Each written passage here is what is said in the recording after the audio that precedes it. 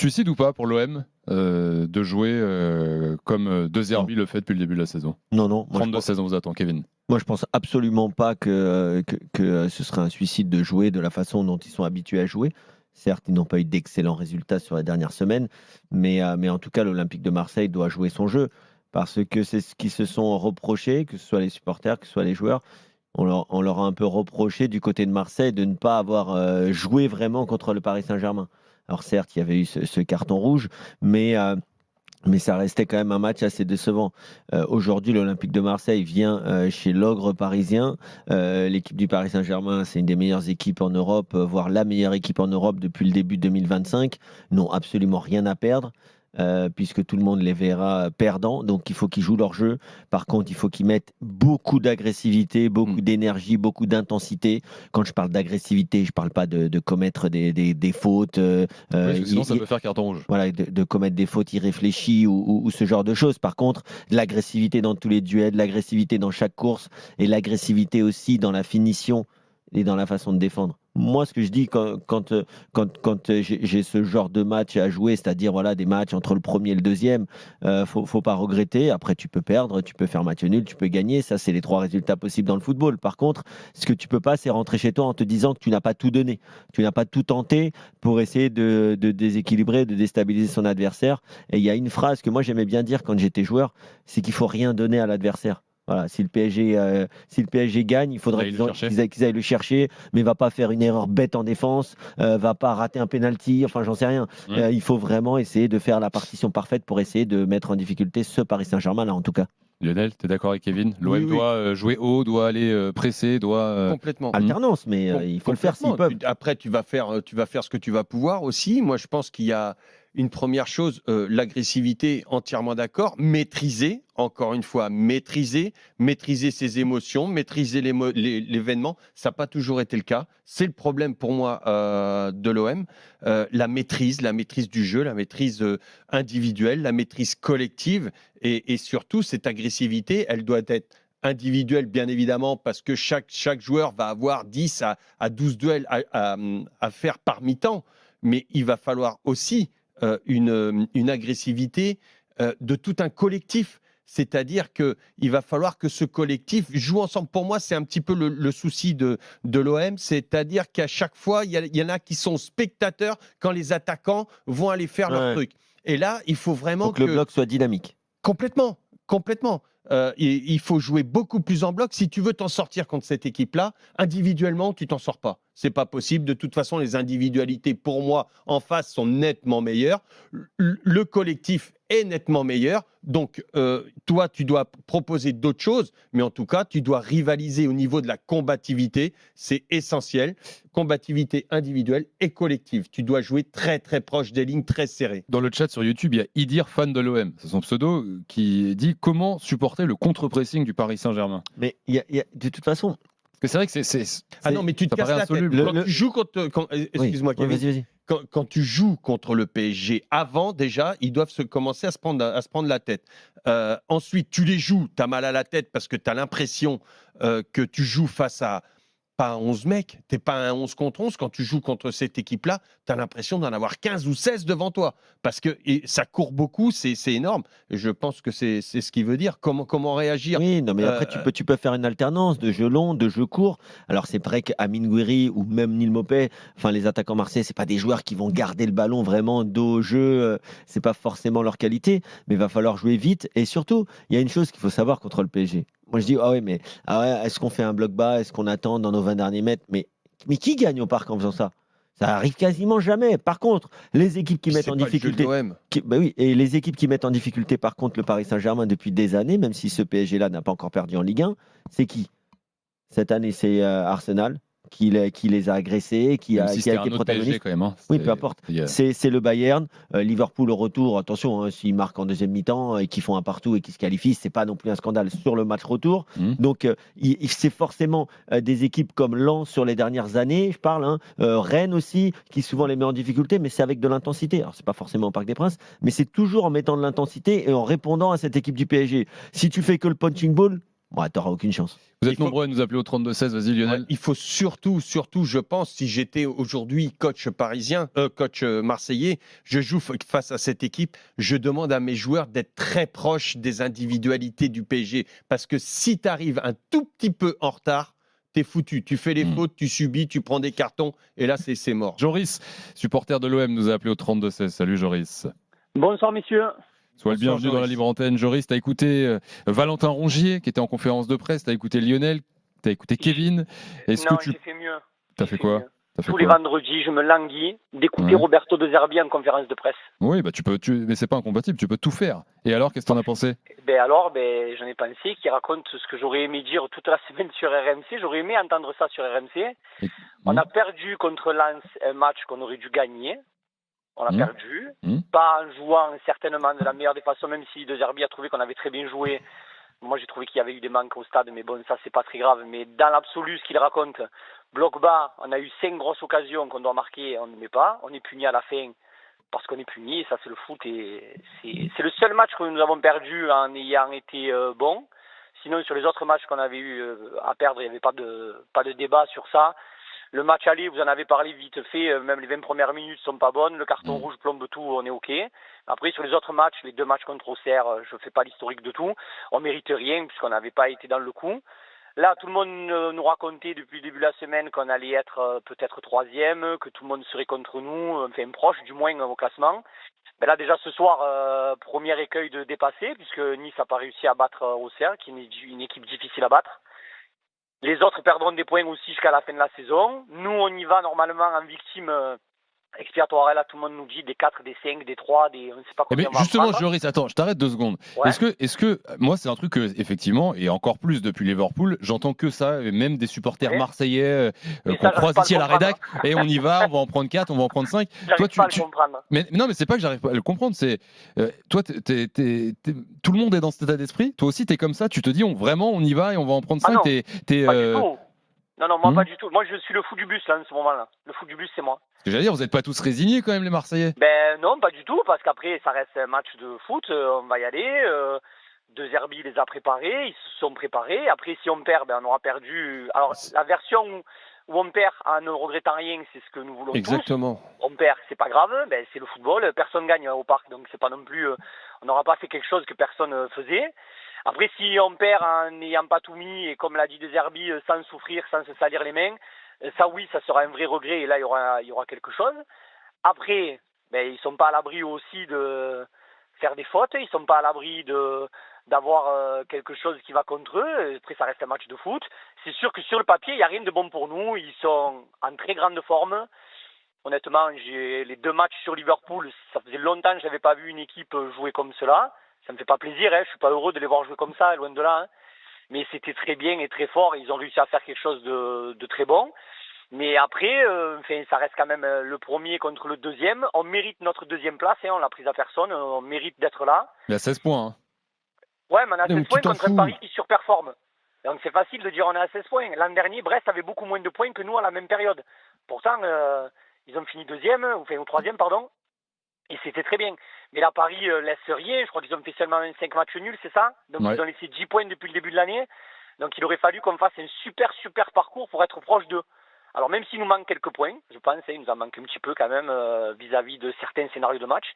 Mais on est loin. Tu dis que tu n'as pas entendu sur RMC que non, mais dans la majorité, Kevin, ce que je veux dire. Non, mais tu as commencé par dire que tu n'as pas entendu que l'OM devait battre Lens. Moi, je l'ai entendu sur RMC. Oui, non, mais d'ailleurs, après le match. Le truc, c'est que là, le pessimisme, ça y est. Il fallait mais moi, je suis d'accord. Moi, je suis d'accord avec toi. Hein. Mais je te rassure, De Zerbi et tous les joueurs de l'effectif marseillais, ils viennent à Paris, c'est pas pour faire match nul. Hein.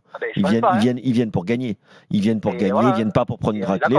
Peut-être qu'ils perdront, peut-être qu'ils feront match nul. Moi, je pense que, tu vois, je disais ça hier en souriant à Daniel, mais la semaine dernière, j'avais l'occasion soit de mettre Paris la semaine dernière à l'extérieur, soit de mettre Paris pour Survivor, le petit jeu qu'on fait avec Winamax. Ouais. Moi, j'ai pas mis Paris contre Marseille sûr de gagner. Non, je suis désolé, ça reste un match de foot.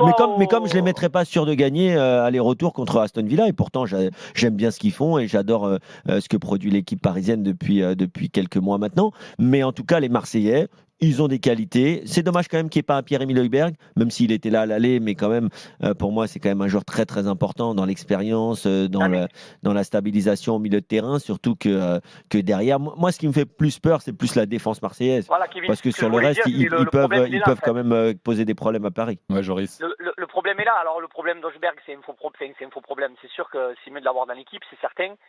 Mais là, on a la chance d'avoir de bons joueurs. Donc, d'associer Benasser et Rongier, je ne vois pas où on perd. Je pense pas qu'on perd tellement au change. Ça, dans notre équipe et comme nous jouons. Après, derrière, on a un problème avec l'axe droit. Là, il n'y a pas Murillo, donc on ne sait pas qui jouera, quelle sera la meilleure des solutions. Mais après, à côté de ça, on a quand même une équipe. Alors, ça tourne bien ou pas bien, mais qui a des certitudes. On voit quand même des choses. Oui, non, mais l'équipe, elle a des certitudes, mais, voilà. mais avoue que défensivement, ça fait peur quand même face à l'équipe du PSG. Le problème, après, je ne sais pas si ça va. Il aurait fallu peut-être acheter un joueur de plus ou pas. Il y a un joueur qu'on a recruté qui joue pas. Alors, il est pris, il est pas pris, je sais pas. J'en sais rien, en fait. Mais on domine tellement nos matchs sur des moments, sur des séquences, que ça prouve le match de Lens. On est tellement au-dessus, on veut tellement maîtriser qu'on prend un but qu'on n'a pas vu arriver parce qu'on déconnecte un peu certainement. Derrière, c'est fébrile, mais on a quand même, depuis le début de la saison, plus l'occasion de dominer les matchs et d'être acteur de nos matchs. Et comme le dit Kevin, vu que j'écoute beaucoup, protagoniste des matchs, c'est ce que nous sommes. Ben là, pour le coup, à Paris, on ne sera pas protagoniste. Il faudra voir si on est courageux ou pas. Il y a une autre question, Joris, qui se pose en ce moment, et notamment depuis la semaine dernière. Donc, il y a cette défaite contre Lens. Et il y a Greenwood et Luis Enrique qui étaient remplaçants la semaine dernière. Justement, De Zerbi en a parlé aujourd'hui. Ouais. Les journalistes lui ont posé la question au micro de Florent Germain. Et voilà, y a-t-il il a écouté la conf en entier, celui-ci, un jour ici. Il a vraiment tout écouté. Bravo. Les choses comme il faut. Hein. Est-ce qu'il y a un problème avec Greenwood et Luis Enrique? Écoutons la réponse de Roberto De Zerbi aujourd'hui. Non. Queste sono cose che avete scritto voi, ma alors non, ça c'est quelque chose que vous avez pu lire dans la presse, mais ce n'est pas la vérité. La vérité c'est que je les ai mis sur le banc parce que je ne les voyais pas à 100%, tant du point de vue physique que mental. C'est tout, il n'y aura pas de scoop, vous ne me verrez pas dire qu'il y a une embrouille entre les joueurs, absolument pas. Tout le monde veut le bien de l'OM pour atteindre notre objectif. On n'est pas encore satisfait à 100%, mais on est vraiment tous dans le même bateau et tous unis vers un même objectif. On sera unis en allant au Parc des Princes. Tant que je serai ici, il n'y aura pas d'individualité qui passera avant le collectif. Bon, pas d'embrouille a priori, mais embrouille ou pas embrouille, quoi qu'il arrive. Greenwood, c'est ton joueur décisif. Luis Enrique, il était aussi excellent ces dernières semaines. C'est des joueurs qui sont excellents. Il était bon, pas excellent. C'était quand même. Les montes. C'était quand même un taulier de l'OM depuis plusieurs mois. Pour moi, je le dis et je le répète, pour moi, ça reste un problème que Luis Enrique soit un taulier de l'OM. Ouais. Un problème, entre guillemets. Je vois ce que tu veux dire. Mais le problème, c'est que même lui ne l'est plus maintenant, comme Greenwood d'ailleurs. Ouais. Et ça, c'est un souci pour. Ça, c'est sûr. Ouais, Joris. Je peux. Non, mais là, sur cette séquence-là, toute la semaine, on nous a expliqué, enfin, pas sur RMC, Kevin, on ne prend pas les choses comme elles sont, mais tout le monde a expliqué qu'il y avait certainement un problème avec les deux, qu'on était peut-être en train de gâcher quelque chose, mais en fait, De Zerbi, il dit ce qu'il dit depuis le début de la saison. Le club, l'entraîneur et les joueurs. Ceux qui s'entraînent comme il faut jouent, ceux qui mettent tout jouent, ceux qui sont moins bien ne jouent pas. Alors quand ça tombe sur les deux qui font la différence depuis le début de la saison, on se pose des questions. Est-ce qu'il n'a pas pris Lens de haut ou pas? La première mi-temps de Bilal Nadir et de Dedic, c'était pas trop mal. Bon, apparemment, Dedic était blessé. Bilal Nadir, il a voulu le remplacer. Mais quand on a vu qu'ils sont rentrés, ils n'ont pas non plus fait une différence phénoménale. Non, mais de toute façon, c'est simple. C'est comme au PSG, c'est comme dans toutes les équipes qui fonctionnent. Tout le monde est important, personne n'est irremplaçable. Voilà. C'est tout. Personne n'est indispensable. Celui qui remplit pas les conditions, celui qui sort un peu du cadre, il va aller s'asseoir et puis c'est tout. Et puis s'il se remet la tête à l'endroit, il remontera sur le terrain. Je remercie Joris d'avoir été là. À bientôt, Joris. Je veux finir un truc juste. Très vite, vas-y, parce qu'il y a du monde après au 32-16. Félicitations pour Christophe Ajussière, terrible. Merci. Franchement, merci à lui. Alors pour ceux qui n'ont pas, faut aller écouter le podcast de la Libre Antenne hier soir. Christophe Ajus, légende du commentaire sportif, commentaire de catch qui a appelé hier. J'ai entendu ça. Exceptionnel. Parce qu'au début, tu croyais que c'était, tu pensais pas que c'était lui. Oui, il est venu en disant, je fais une imitation et le mec fait Christophe Ajus, mais c'était. On se rappellera dans la semaine si on a gagné. Avec plaisir. Salut Joris. Bon week-end. Salut Joris. Ciao. On continue sur ce Paris Saint-Germain-Marseille J-2 dans l'after ce soir avec Kevin Diaz, Lionel Charbonnier. Dans un instant, Khalil qui nous appelle au 32-16. Fait important de ce match aussi, le retour de Rabiot. au Parc. C'est la première fois qu'il revient au Parc des Princes avec le maillot de l'OM. Quelques infos aujourd'hui de Florent Germain et Fabrice Hawkins concernant Rabiot, où on nous dit qu'il est très heureux à Marseille, qu'il n'a jamais connu cet amour ailleurs, nous dit-on, donc au Paris Saint-Germain notamment, que ça se passe tellement bien que dès le mois d'avril, les discussions pour sa prolongation pourraient débuter, donc très rapidement. Il est sous contrat jusqu'en 2026. Donc il lui reste un peu plus d'un an. Tout se passe bien pour lui. Et à côté, ce retour au Parc des Princes fait craindre éventuellement des débordements, en tout cas des chants hostiles. Il y a une grande vigilance des autorités et du Paris Saint-Germain concernant les supporters pour ce match au Parc des Princes, avec notamment la crainte de chants insultants, de chants homophobes. Le PSG a fait passer le message à ses supporters par des mails, notamment dans la semaine. Donc tout le monde est très vigilant. Et ça peut être un élément déterminant du match. C'est ce que pense en tout cas aujourd'hui Christophe Dugarry dans Rotten sans flamme, aujourd'hui sur RMC. C'est fini, toutes les insultes, tous les trucs qui vont dégrader l'image de votre club, dégrader l'image de votre équipe. Tout à l'heure, on parlait de quelque chose qui pourrait faire que cette équipe du Paris Saint-Germain, il y aurait des choses qui seraient négatives. Ça peut être quelque chose de négatif. Tu vois, par exemple, le match, il est arrêté. Ça va trop loin, le match, il est arrêté. Et c'est ce qui va se passer. C'est ce qui va se passer. Le match va être arrêté, le match va être gagné par les Marseillais ou autres. Et ça va créer des zizanies et ça va faire que le président va devoir s'en mêler. Et peut-être que ça va prendre des proportions au niveau international. On n'en sait rien comment ça peut déborder. Quand les choses débordent, on ne sait pas jusqu'à quel niveau ça peut partir en saucisse. Vous pensez que le cas Rabiot, ça peut être un élément déterminant de ce PSG-OM ? En tout cas, tout à l'heure, j'ai entendu Christophe Dugarry qui, comme d'habitude, a été excellentissime. Mais excellent dans son intervention. Il est là, à ton avis ? Mais c'est tellement juste ce qu'il dit. Alors oui, certains vont répondre oui, mais tu comprends les rivalités. Il a été formé là. Et les gars, c'est un match de foot. Alors oui, on me dit, ah oui, mais les supporters, tu comprends, c'est leur vie. Mais c'est ta vie de quoi ? C'est ta vie alors ? Tu as 16 points d'avance sur l'OM. Il a choisi d'aller à l'OM. Vous n'êtes pas au coude à coude.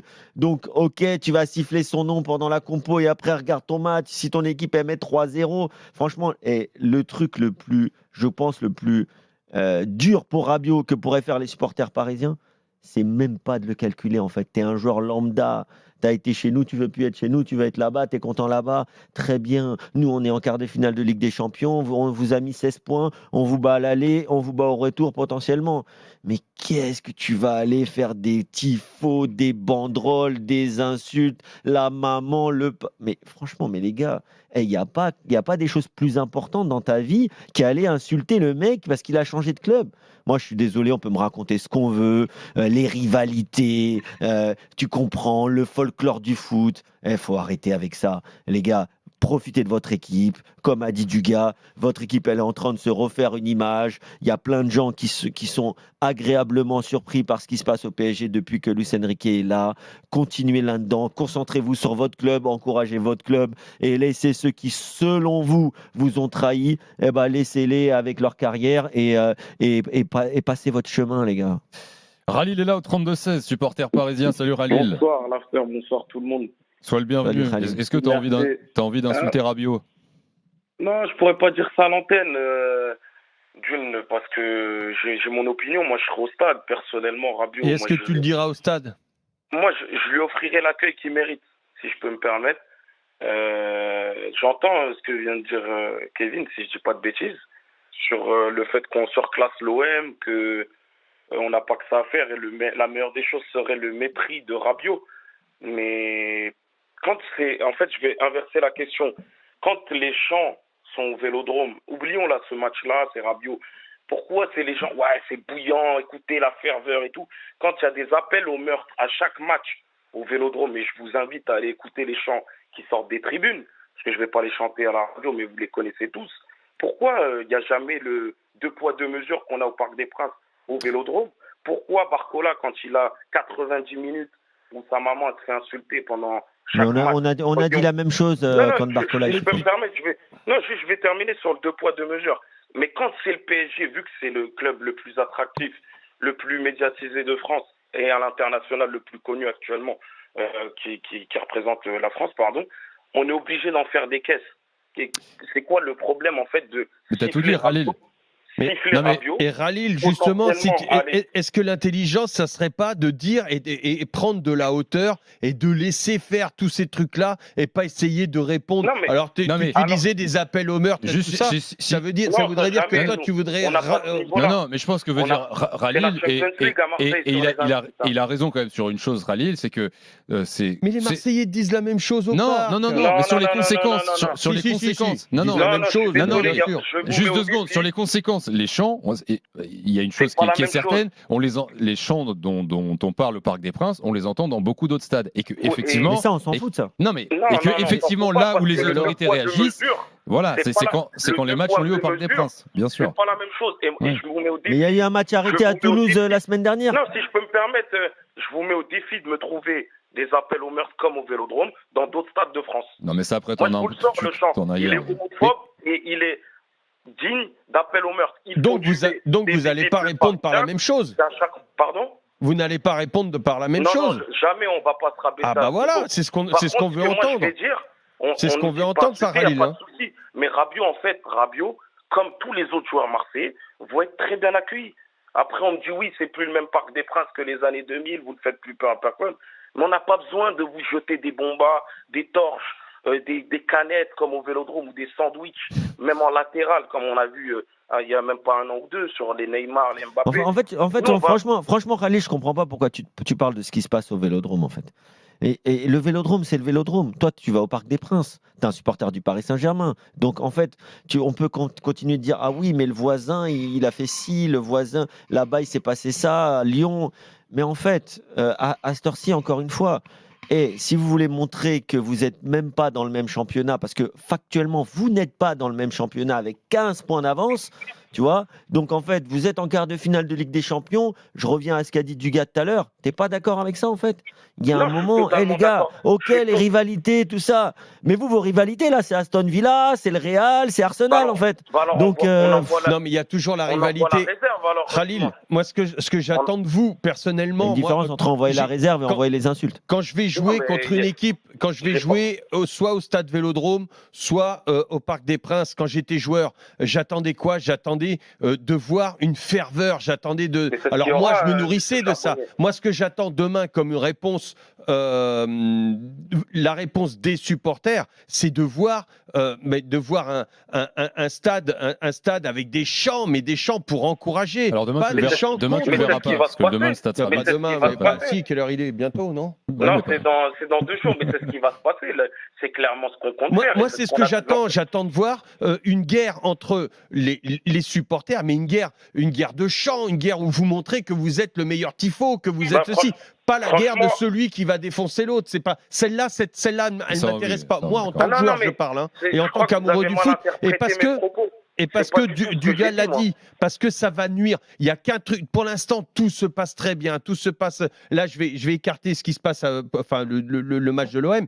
Mais vous n'avez pas besoin de dégrader l'image du club et de tout ce qui est en train de se passer, tout ce qui est en train de se construire. Je pense que vous êtes assez fort et assez intelligent pour montrer que aussi dans les tribunes, vous êtes très très fort. Et d'ailleurs, il y en a plein d'équipes qui viennent vous rencontrer. Il y en a plein d'équipes qui viennent vous rencontrer et qui disent waouh, c'était le feu. Ce stade, c'est extraordinaire. Oui. Mais ce que je pense, si je peux me permettre, c'est bien Lionel qui est très rapidement. Oui, vas-y très vite, s'il te plaît. Nous, l'objectif, c'est pas de dégrader l'image du club. Nous, on va pousser notre équipe. On a déjà, magnifique, Khalid. Franchement. Non, mais on a déjà montré sur le terrain qu'on est au-dessus d'eux. Moi, ce que je disais hors antenne, moi, la seule crainte que j'ai du match, ça serait que nos joueurs soient fatigués et qu'on se fasse accrocher sur un match nul ou qu'il y ait tapis vert. Malheureusement, des insultes, il y en aura. Ça, je vous dis qu'il n'y en aura pas, ça serait vous mentir. Mais de là à nous dire que c'est une nouveauté dans le monde du foot et que c'est à cause des Parisiens que le foot français et le PSG va être dégradé, je suis désolé, c'est pas possible de sortir. Non, mais c'est sûr que ça a une résonance plus importante quand c'est à Paris. Les autorités réagissent plus fort quand c'est au Parc des Princes parce que c'est les matchs les plus regardés. Là, le match va être. Voilà. Tu sais très bien que. Merci Khalil d'avoir été là. Bon match à toi. Merci les gars. Merci à bientôt. Salut Khalil. Salut Khalil. Bonne soirée tout le monde. J'ajoute pour conclure sur ce match que Marquinhos est toujours incertain, mais il pourrait être là quand même. Touché à la cuisse contre Liverpool, il est sorti en fin de match en Ligue des Champions. Et que si vous voulez encore du PSG et encore de l'OM, n'hésitez pas à l'écouter. Les podcasts club, les after club, after After Paris, After Marseille, ils sont dispo, ils sont tout frais de cette fin de semaine. Vous pouvez les écouter sur vos plateformes habituelles, les Spotify, Deezer, Google Podcast, Apple Podcast. Et nouveauté du mois de mars, ces podcasts sont également dispo en vidéo sur la chaîne de l'After, @after-foot, la même chaîne. Vous pouvez venir nous voir, nous regarder en direct.